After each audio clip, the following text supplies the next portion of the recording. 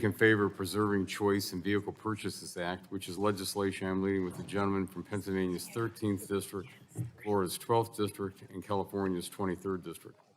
Last year, when California Air Resources Board announced its plan to implement new requirements that would ban the sale of new internal combustion engine vehicles in the state, the board was essentially moving to impose their policy decision on the rest of the country.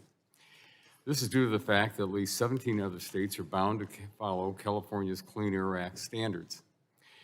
Taken together, these states constitute 40% of the entire nation's new car sales. No industry would continue to spend resources to manufacture and sell a product they would be restricted from accessing 40% of the market.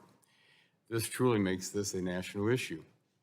In addition to concerns that California is dictating to the rest of the country that vehicles Americans can purchase, I'm deeply concerned with how a de facto ban on the sale of internal combustion engine vehicles will impact grid reliability and what it would mean for our energy needs.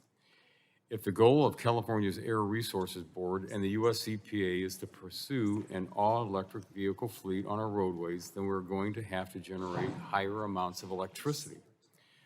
When we examined this bill in a legislative hearing earlier this summer, EPA indicated that going to an all-EV fleet would mean that the United States would only have to generate 4% more electricity to meet charging demands.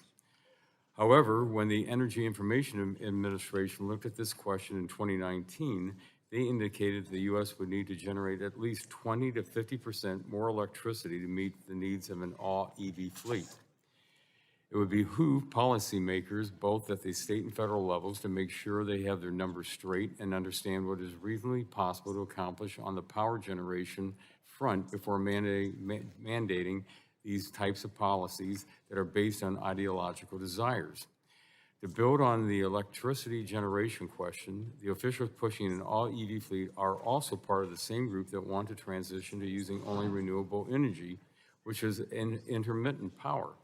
This will undermine the reliability of our electric grid, especially if there's a high demand from consumers to charge their government-mandated vehicles, but not enough generated electricity to power those vehicles.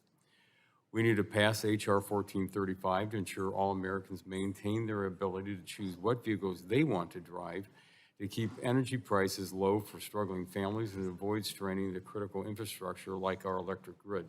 Madam Chair, again, I thank you for yielding to me, and I yield back the balance.